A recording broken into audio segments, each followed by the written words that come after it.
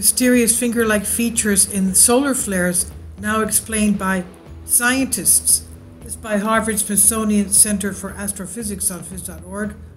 In January 1999, scientists observed mysterious motions within a solar flare. Unlike typical flares that showed bright energy erupting outwards from the sun, this solar flare also displayed a downward flow of motion, as if material was falling back towards the sun.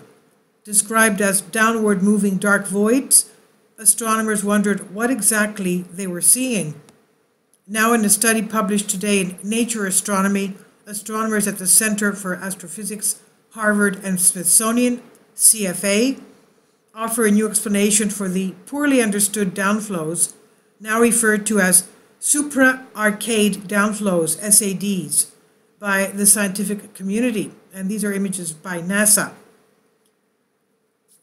Lead author and SFA astronomer Shen-Chai Shen says, "We wanted to know how these structures occur," and he describes the structures as dark finger-like features. He says, what's driving them, and are they truly tied to magnetic connection? That's his question. Scientists have assumed that SADs are tied to magnetic reconnection since their discovery in the 90s. The process occurs when magnetic fields break, releasing fast-moving and extremely energetic radiation, and then they reform. On the sun, what happens is you have a lot of magnetic fields that are pointing in all different directions. Eventually, the magnetic fields are pushed together to a point where they reconfigure and release a lot of energy in the form of solar flare, said study co-author, CFA astronomer Kathy Reeves. And Kathy Reeves says, it's like stretching out a rubber band and snipping it in the middle. It's stressed and stretched thin, so it's going to snap back. Scientists assumed the dark downflows were signs of the broken magnetic field snapping back to the sun after a solar flare eruption. But there was a catch. Most of the downflow observed by scientists are puzzlingly slow, said co-author Bin Chen, astronomer at New Jersey Institute of Technology.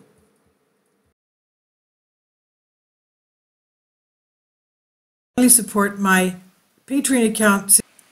The daily posts are 5 videos daily, and they are totally different from what I have on my YouTube channel. Thank you so much for your support and that you find all my content so interesting. You'll find the Patreon account details in the description box. Shen explains, this is not predicted by classical reconnection models, which show the downflows should be much quicker. It's a conflict that requires some other explanation. To find out what was happening, the team analyzed downflow images captured by the Atmospheric Imaging Assembly, AIA for short, on board NASA's Solar Dynamics Observatory, and this is where we're getting the images from, NASA's Solar Dynamics Observatory, SDAO. So designed and built partially by the CFA and led by the Lockheed Martin Solar Astrophysics Laboratory, the AIA, Atmospheric Imaging Assembly, takes images of the sun every 12 seconds in 7 different wavelengths of light to measure variations in the sun's atmosphere. They then made 3D simulations of solar flares and compared them to the observations. The results show that most SADs are not generated by magnetic reconnection, after all, and instead they form on their own in the turbulent environment and are the result of 2 fluids with different densities interacting. So they're the result of 2 fluids with different densities interacting. Reeves says scientists are essentially seeing the same thing that happens when water and oil are mixed together. The 2 different fluid densities are unstable and ultimately separate. Reeves says those dark finger-like voids are actually an absence of plasma. The density is much lower there than the surrounding plasma. The team plans to continue studying SADs and other solar phenomena using 3D simulations to better understand magnetic reconnection and by understanding the processes that drive solar flares and eruptions from the sun, they may ultimately help develop tools to forecast space weather and mitigate its impacts.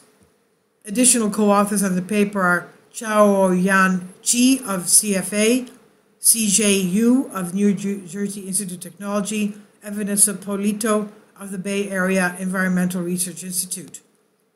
And this was by Harvard-Smithsonian Center for Astrophysics on phys.org. Please leave your comments, and thank you for your support.